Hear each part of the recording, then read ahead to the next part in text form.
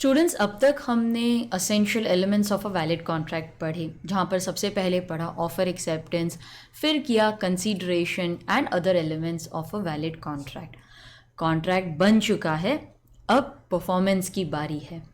तो let's see कि contract कौन परफॉर्म कर सकता है। Well, contract can be performed first by the promisor himself. Contract कौन कर रहा है? प्रोमिसर। तो परफॉर्मेंस कौन करेगा? प्रोमिसर। तो जहाँ पर हमारा इंटेंशन है कि भाई प्रोमिसर ही परफॉर्म करे, तो वहाँ पर वही करेगा।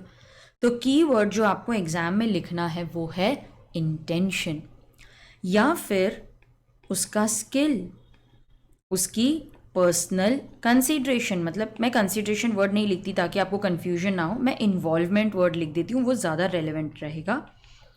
Personal skill, personal involvement.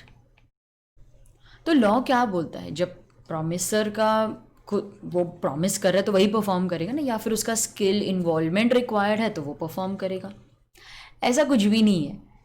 ना तो उनका इंटेंशन है, ना तो इंटेंशन है, और ना ही स्किल या फिर पर्सनल इन्वॉल्वमेंट की ज़रूरत है।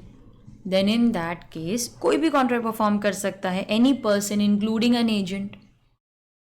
तो जहाँ पर इंटेंशन है वहाँ पे प्रॉमिसर खुद ही करेगा, स्किल है खुद ही परफॉर्म करेगा। ऐसा कुछ भी नहीं है, कोई भी परफॉर्म कर सकता है। तो इन दैट केस प्रॉमिसर या तो खुद करे या उसका एजेंट करे, बात एक ही है। अच्छा, प्रॉमिसर प्रॉमिस तो कर दिया, देन ही डाइड। अब देखो, प्रॉमिस कर दिया, कॉन्ट्रैक्ट बन गया, परफॉर्म तो करना ही पड़ेगा। In that case the contract will be performed by the legal representative. लेकिन अगर पर्सनल स्किल, पर्सनल कंसीडरेशन है तो फिर कॉन्ट्रैक्ट वॉइड हो जाएगा, अगर personal skill, personal involvement involve है। अच्छा, कॉन्ट्रैक्ट कोई थर्ड पर्सन भी कर सकता है, लेकिन यहाँ पर प्रोमिसी मस्ट एग्री कि कोई बात नहीं, प्रोमिसर तुमसे नहीं हो रहा है, किसी और को बोल दो, वो परफॉर्म कर देगा। या फिर जॉइंटली परफॉर्म हो सकता है, लाइक से for example X, Y, Z, they have jointly borrowed 30,000 rupees from A. तीनों ने जॉइंटली बोरो किया है, वो जॉइंटली प्रॉमिस करते डोंट वरी हम पे करेंगे। They are known as joint promisors. अब देख लेते हैं कि जॉइंट प्रॉमिसर्स में परफॉर्मेंस कैसे होगा, तो मेरा एक सेपरेट टैब है उसके लिए। देखो, जॉइंट प्रॉमिस में their liability is joint and several. Joint मतलब दे आर जॉइंटली लाइबल। तो अगर एक्स, वाई और जेड जॉइंटली बोरो कर लेते हैं 30,000 rupees from A, so they are jointly liable. तो तीनों ने अपने अपने हिस्से डिसाइड किए होंगे, लेट्स से इक्वल। तो हर कोई 10,000 के लिए लाइबल होगा।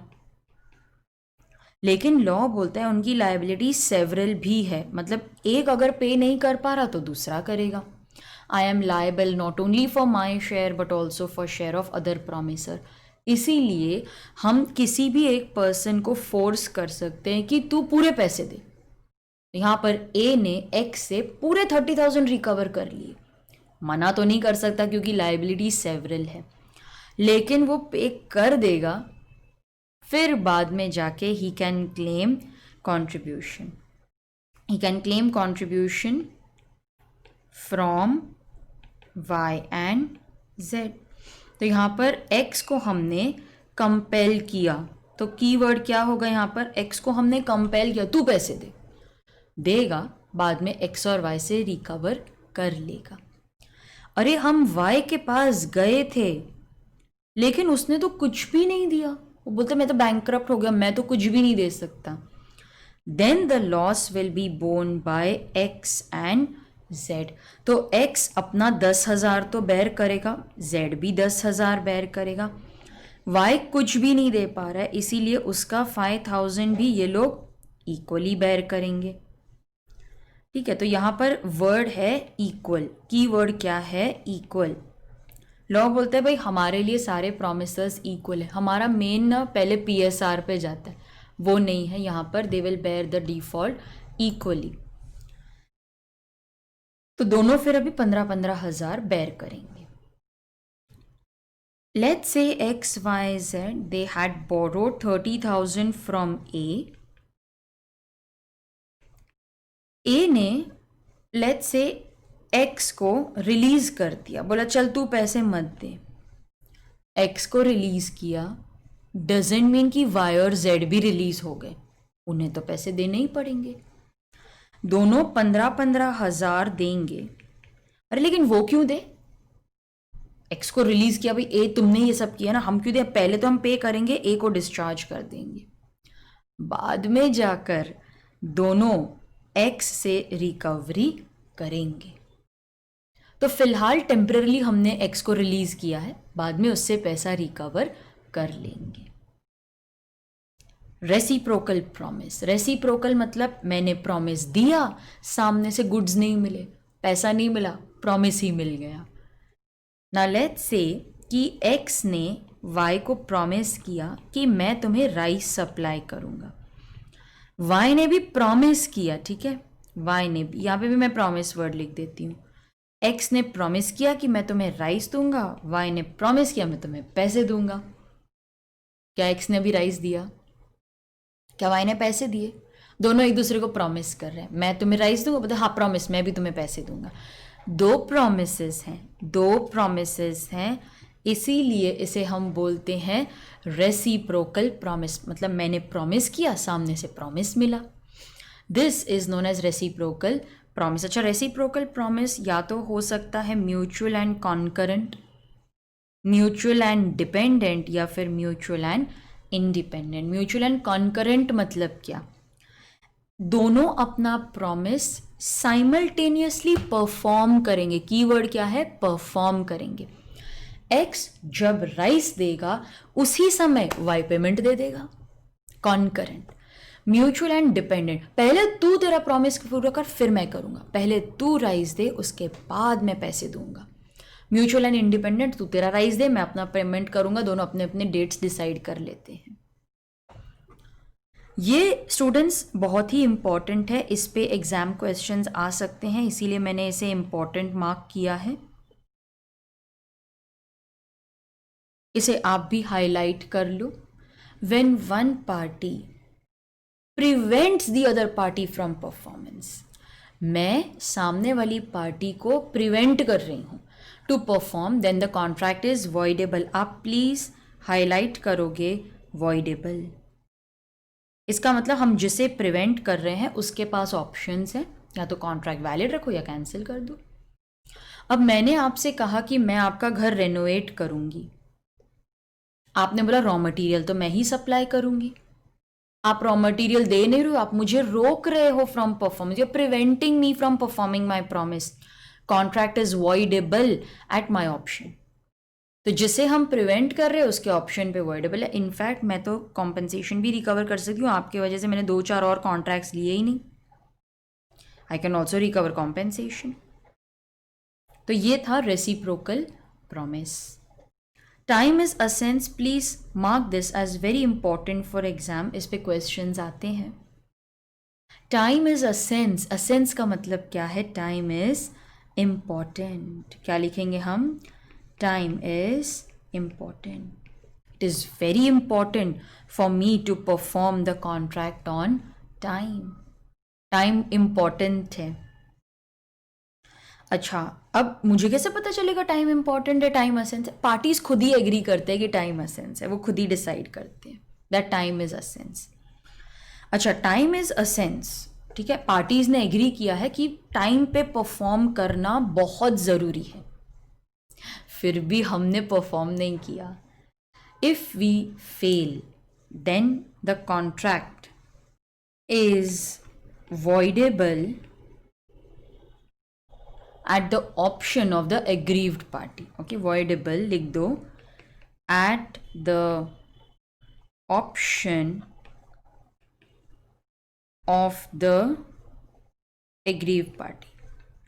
जिसे टाइम पे परफॉर्मेंस नहीं मिला उसके ऑप्शन पे वॉइडेबल है. In fact the promisee, the aggrieved party can, आप लिखोगे क्लेम डैमेजेस. लेकिन बिना कॉन्ट्रैक्ट कैंसिल किए आपको डैमेज नहीं मिलेगा।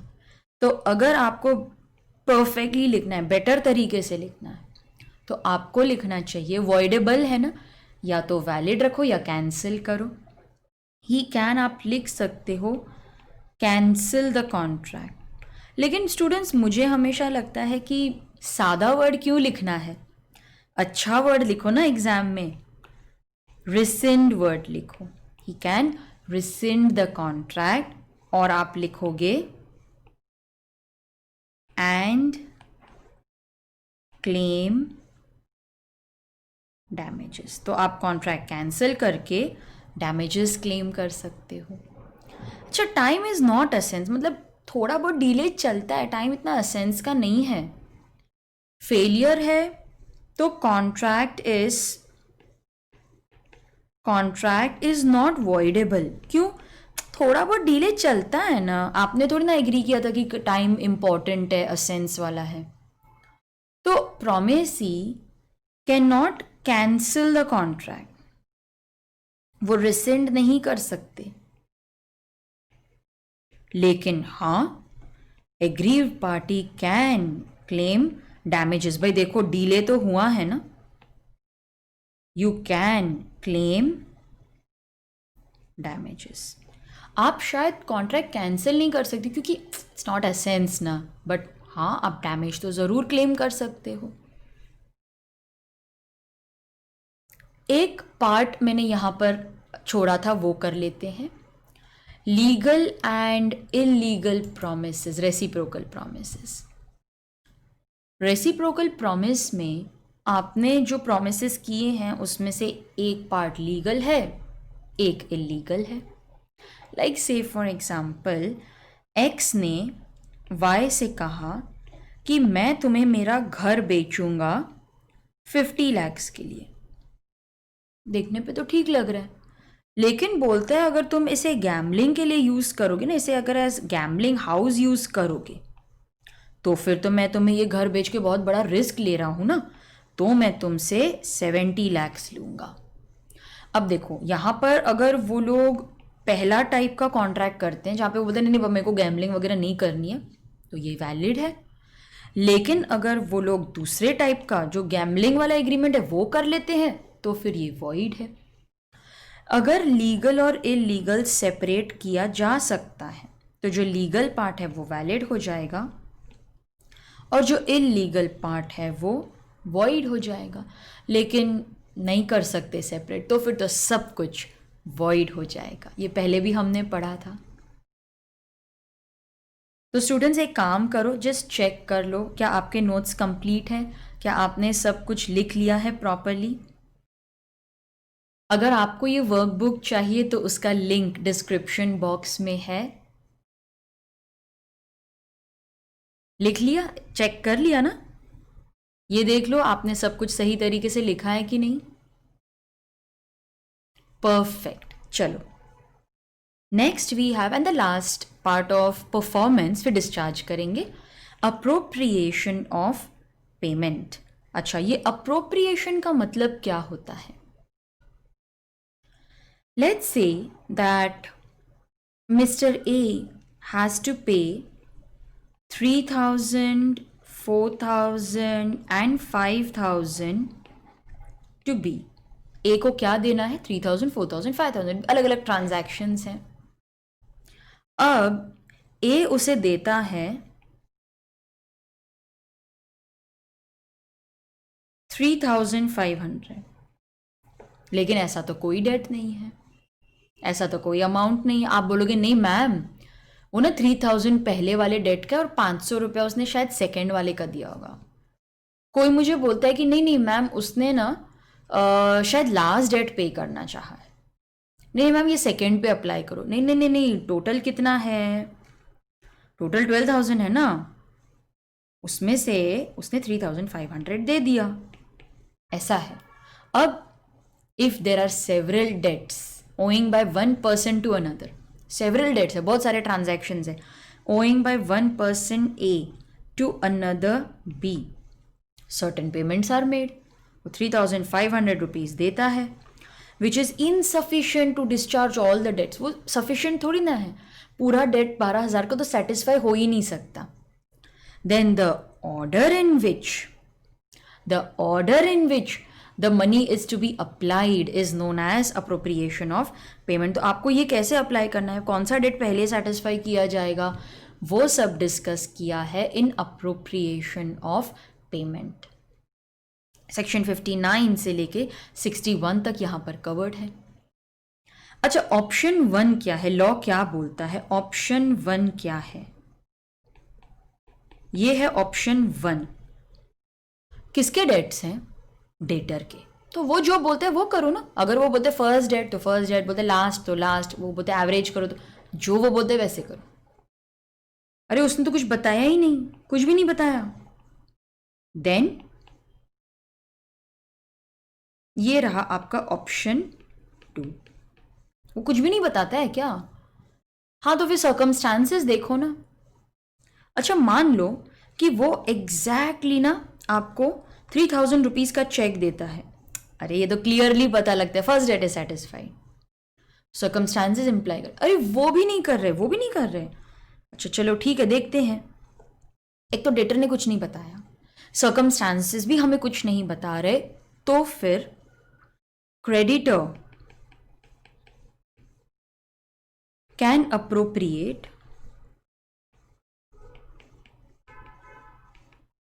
To any debt. डेटर को इन्फॉर्म करो, कोई भी डेट अप्रोप्रिएट कर दो, ठीक है। तो ऑप्शन 1 क्या बोलता है? डू व्हाट द डेटर से। डेट किसका है? डेटर का। तो वो जो बोल रहा है वो करो। नहीं, वो कुछ भी नहीं बोल रहा। हाँ, तो फिर एक काम करो ना, सर्कमस्टांस देखो, वो कुछ बता रहा है? नहीं, वो भी नहीं बता रहा। अरे ठीक है, फिर क्रेडिटर तू एक काम कर, तू अपने हिसाब से ना अप्रोप्रिएशन कर दे, तू कोई भी डेट को वो अप्लाई कर दे, सिर्फ डेटर को इन्फॉर्म कर देना। कैन अप्रोप्रिएट प्लस आप लिखोगे इन्फॉर्म द डेटर, ठीक है, वो डेटर को इन्फॉर्म करेगा। हाँ, वो भी नहीं किया उसने, लेजी है दोनों, नाइदर पार्टी अप्रोप्रिएट्स, दोनों लेजी है। अरे ना डेटर ने कुछ बताया, ना सर्कमस्टांस कुछ इम्प्लाई करते हैं। अच्छा, ये मैं ऑप्शन 3 लिख दूं यहाँ पर, ऑप्शन 3, वो भी नहीं हुआ तो ठीक है, फिर आएगा आपका ऑप्शन 4। दोनों लेजी है, तो हम उन्हें बताएंगे, हम उन्हें कहेंगे भाई ठीक है, एक काम करो, क्रोनोलॉजिकली अप्रोप्रिएशन करो, क्रोनोलॉजिकली करो। हम करने गए, पता लगा कि 2 डेट सेम डे पे हुए थे। ऐसा हो सकता है ना, हम क्रोनोलॉजिकल करने गए, पता लगा कि जो फर्स्ट और सेकंड डेट है ये तो सेम डे पे हुआ था, सेम डे पे हुआ था, तो आप उसे प्रपोर्शनेटली अप्रोप्रिएट करोगे। प्रपोर्शन कैसे करेंगे हम? अरे कितना पैसा मिला? 3,500, ठीक है, उसमें से 3,000 पे कितना अप्लाई करें out of total date of 7,000, ऐसे ही हो गया ना। टोटल डेट कितना है? 7,000 का, उसमें से 3,000 को कितना अप्लाई करें? 4,000। तो ऐसे आप प्रपोर्शनेटली अप्रोप्रिएट कर लो, दोनों डेट सेम डे पे हुए थे। अब है टोटल 7,000, मिला है सिर्फ 3,500, कम मिला है ना आपको, तो प्रपोर्शनेटली अप्लाई कर दो दोनों डेट्स पे कुछ थोड़ा थोड़ा अमाउंट। ये नोट बहुत इंपॉर्टेंट है स्टूडेंट्स, इस पे ना आपको प्रैक्टिकल क्वेश्चंस आ सकते हैं, इसे प्लीज हाईलाइट करो। लॉ बोलता है कि डेटर ने आपको कुछ भी नहीं बताया ना, क्रेडिटर, तुम जब अप्रोप्रिएट करने जाओगे you can also apply this money to a time barred debt. देखो वैसे तो लीगली तुम कुछ रिकवर कर नहीं पाओगे, टाइम बार्ड हो गया, इसी बहाने जब डेटर कुछ बता ही नहीं रहा, इसी बहाने तुम उसे भी अप्रोप्रिएट कर दो। क्रोनोलॉजिकल में जब तुम करने गए, डेटर ने कुछ नहीं बताया ना, क्रोनोलॉजिकल में जब तुम करने गए, कोई बात नहीं, टाइम बार्ड डेट को भी कर लो, कोई ऑब्जेक्शन नहीं है हमें, कर लो। तो even a time barred date can be adjusted, ठीक है स्टूडेंट्स। अच्छा देखो, ये लिख लिया ना आपने,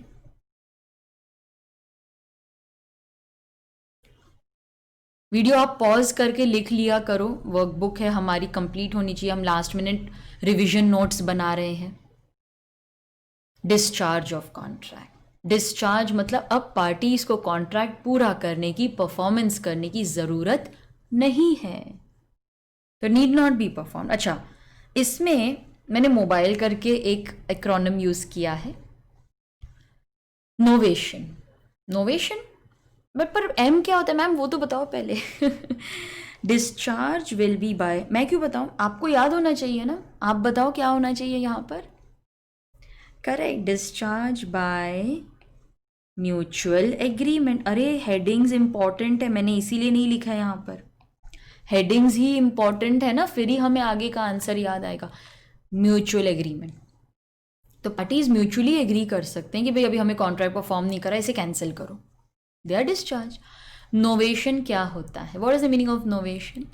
novation means entering into a new contract in place of the original contract. New for old लिखो, न्यू फॉर ओल्ड मतलब you are entering into a new contract in place of original contract. What is rescission? Rescission मतलब मैंने जो contract है उसे cancel कर दिया, and no new contract. ठीक है, न्यू फॉर ओल्ड नोवेशन होता है. रिसेशन मतलब कि जो ओल्ड कॉन्ट्रैक्ट है वो मैंने कैंसिल कर दिया, कोई नया कॉन्ट्रैक्ट नहीं किया. तो आप ऐसे भी लिख सकते हो, ओल्ड कैंसिल कर दिया, नया भी नहीं किया, ऐसे भी लिख सकते हो. ऑल्ट्रेशन मतलब कि ओल्ड को ही मैंने ऑल्टर कर दिया, नया कॉन्ट्रैक्ट नहीं बनाया.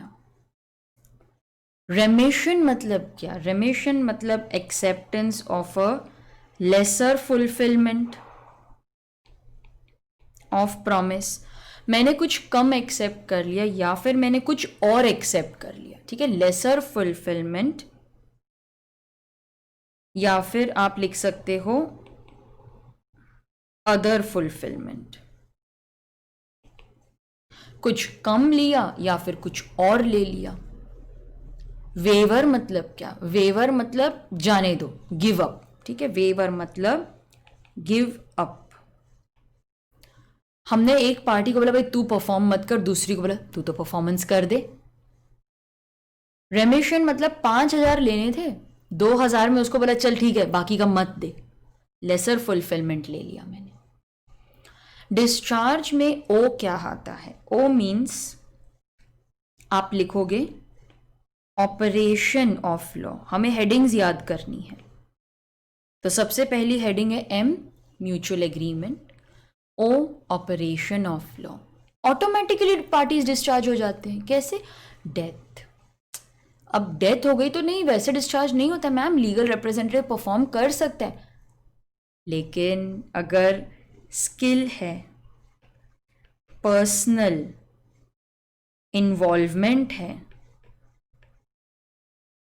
अगर स्किल है, पर्सनल इन्वॉल्वमेंट है तो डिस्चार्ज हो जाएंगे ना, क्योंकि कौन परफॉर्म करेगा फिर?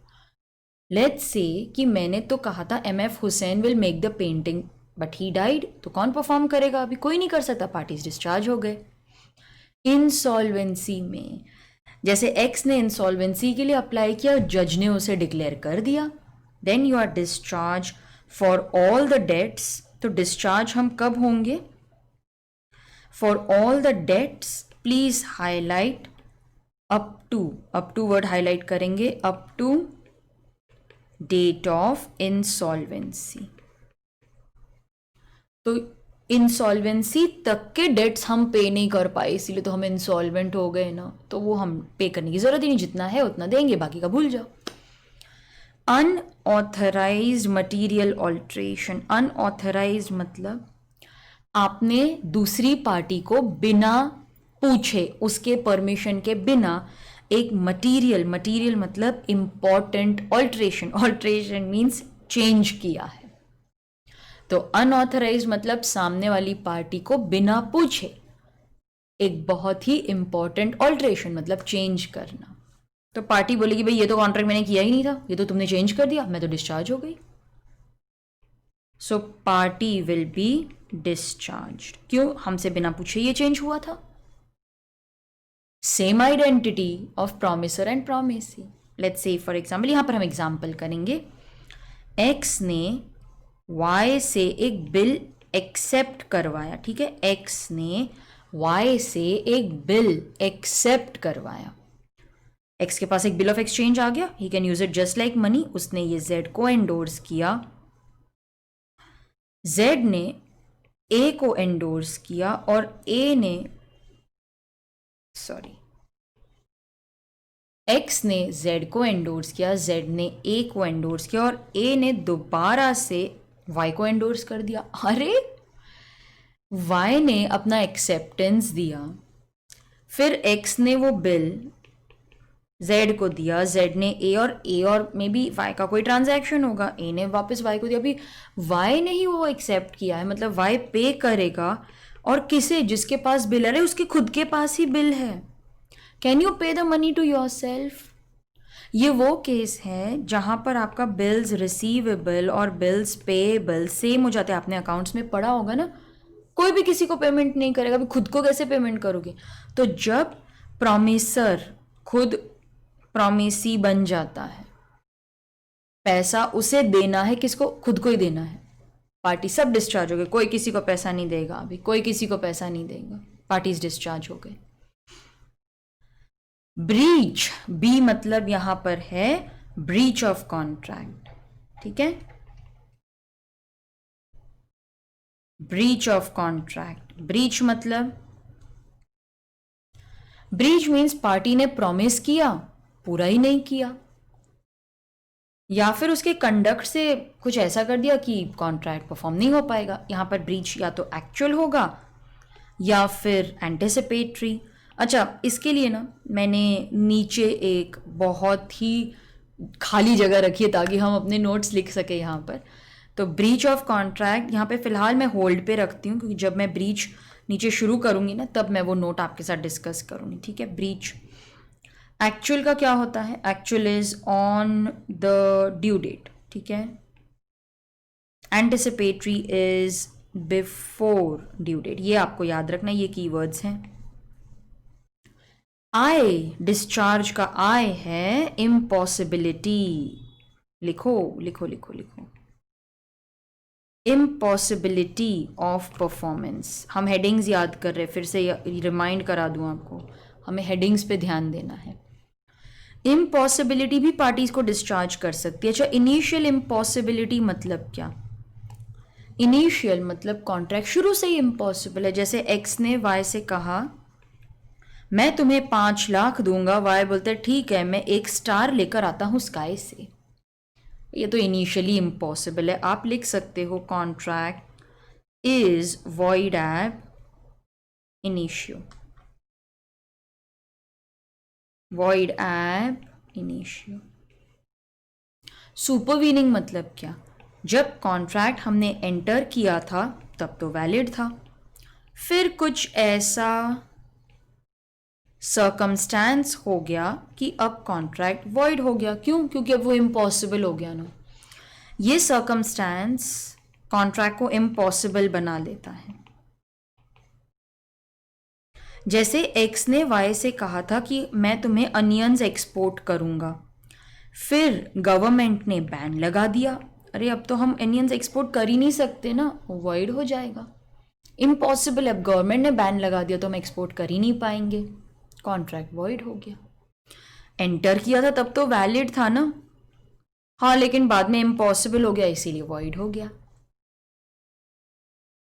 Law of limitation, lapse of offer, L क्या है लिखो, lapse of offer, lapse of contract लिखेंगे वो बेटर रहेगा। तो लॉ ऑफ लिमिटेशन यहां पर अप्लाई होगा, लैप्स। नाउ एक्स ने वाई को गुड्स दिए थे, अब 3 साल हो गए, वाई ने पेमेंट ही नहीं की। एक्स, तुम्हें केस करना चाहिए था ना। टाइम के बाद अगर वो 3 साल खत्म हो गए तो ये टाइम बार्ड डेट हो जाएगा। अरे अगर टाइम बार्ड हो गया ना तो पार्टीज डिस्चार्ज हो गई, अभी वो लीगली एक दूसरे पे केस करके रिकवरी नहीं कर पाएंगे। Lapse of time, lapse of contract, lapse of time भी लिख सकते हो, और भी बेटर हो जाएगा। ई है ना एक्चुअली परफॉर्मेंस वाला है तो ये परफॉर्मेंस है, लास्ट वाला ई क्या हो जाएगा, परफॉर्मेंस। ठीक है, मैं ऐसे ही लिख देती हूँ ताकि आपको याद रहे, ये तो परफॉर्मेंस है। एक्चुअल भी हो सकता है, अटेम्प्टेड भी हो सकता है। एक्चुअल मतलब हमने एक्चुअली फिजिकली परफॉर्म किया है। ठीक है, यहाँ पर मैं लिख देती हूँ फिजिकल परफॉर्मेंस। अटेम्प्टेड मतलब मैंने ट्राई तो किया था, टेंडर भी बोलते हैं इसे। मैंने अटेम्प्ट किया, सामने वाली पार्टी ने मेरा परफॉर्मेंस लिया ही नहीं। मैंने अटेम्प्ट किया था, टेंडर किया था परफॉर्मेंस, टेंडर ऑफ परफॉर्मेंस। मैंने तो ऑफर दिया था कि मैं परफॉर्म करूं, क्या, ऑफर फॉर परफॉर्मेंस। सामने वाली पार्टी ने लिया ही नहीं, बोला नहीं नहीं अभी मत, बाद में करना। मैं तो डिस्चार्ज हो गई, मैं बाद में नहीं आऊंगी। तो students, what are the different modes of discharge? We have M mutual agreement, O operation of law, B breach of contract, I impossibility of performance, L lapse of time and E performance of contract. Check कर लो आपका कुछ miss out तो नहीं हुआ ना, देख लो कुछ मिस तो नहीं किया आपने। ठीक है, सब लिख लिया। चलो फिर फटाफट ब्रीच भी एक्सप्लेन कर देती हूँ मैं आपको। Breach of contract, yes, breach मतलब पार्टी फेल्स। ठीक है, यहां पर आप लिख सकते हो party fails to perform. Keyword क्या है, फेल्स टू परफॉर्म। या फिर उसका जो एक्शन है ना, उसी से बाय हिज एक्शन और सर्कमस्टांसेस ऑफ कॉन्ट्रैक्ट परफॉर्म ही नहीं हो सकता, तो उनके एक्शन से। फेल्स टू परफॉर्म का अगर मुझे आपको एग्जाम्पल देना है,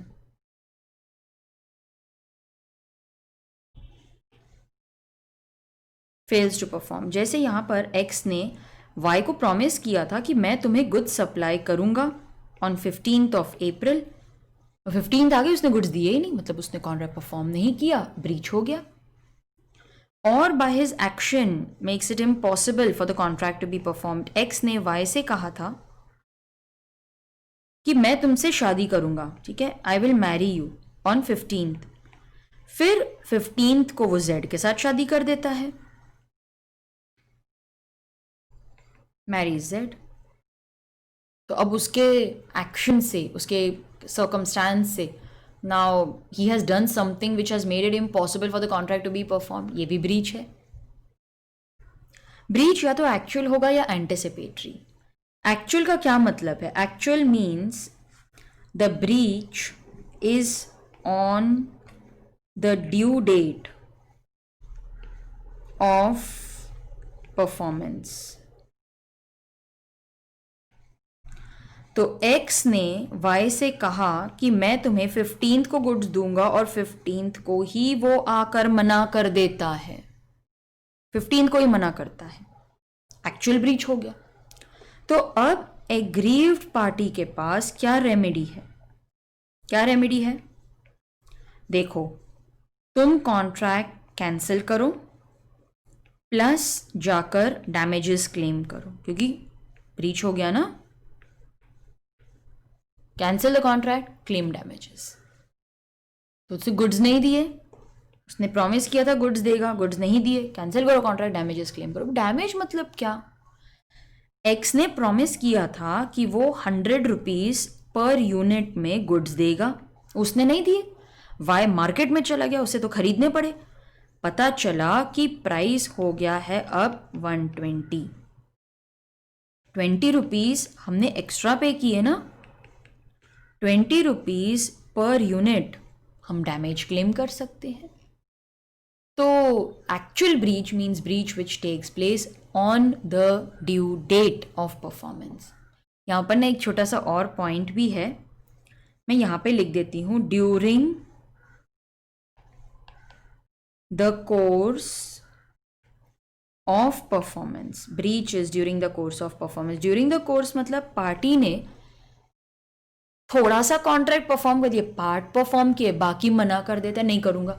जैसे एक इंस्टॉलमेंट दे दी, बाकी देने से मना कर देता है, during the course of performance, उसे भी एक्चुअल ब्रीच कहा जाता है।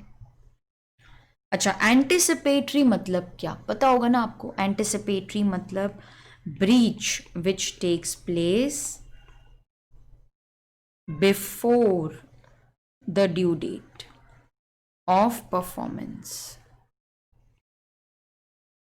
बिफोर द ड्यू डेट मतलब देखो, एक्स ने वाई को प्रॉमिस किया कि मैं तुम्हें गुड्स सप्लाई करूंगा ऑन 15th। अब वो 13th को ही आके मना कर देता है, 13th को ही वो रिफ्यूज कर देता है। उसने तो ड्यू डेट से पहले ही मना कर दिया। This is nothing but anticipatory breach. अब यहां पर एग्रीव्ड पार्टी के पास दो ऑप्शंस हैं। पहला ऑप्शन बोलते तूने कैसे मुझे मना कर दिया, कैसे मना कर दिया। ही कैंसल्स इमीडिएटली,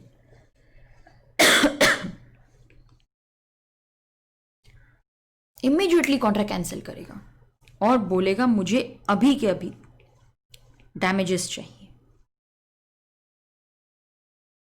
तुरंत कैंसिल कर, 13th को ही तुरंत कैंसिल करेगा। कौन से डेट को कैंसिल कर रहा है वो? 13th, इमीडिएटली मतलब 13th। या फिर थोड़ा अच्छा है वो, काइंड हार्टेड है, बोलते चलो कोई बात नहीं, आज तो 13th है ना, ड्यू डेट तो 15th है, I will wait till due date, मैं ड्यू डेट तक रुकूंगा, ठीक है। अरे लेकिन ड्यू डेट आ गई, अभी भी गुड्स नहीं आए, तो फिर तो बेचारे के पास कोई ऑप्शन नहीं है। अगर वो अनपरफॉर्म्ड रहा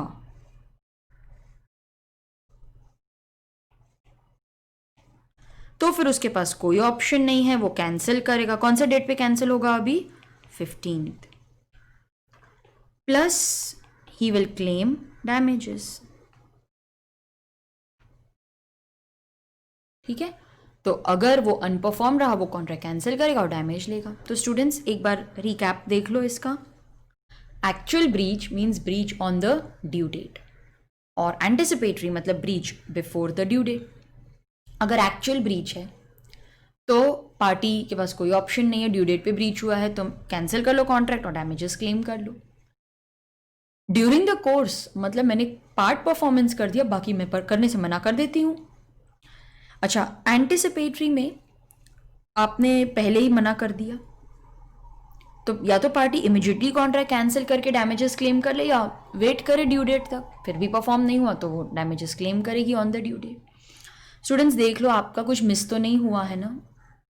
ऊपर की तो सिर्फ हेडिंग है ब्रीच, ये देख लो कुछ मिस तो नहीं हुआ है, जस्ट चेक कर लो। तो स्टूडेंट्स ये था यूनिट 4।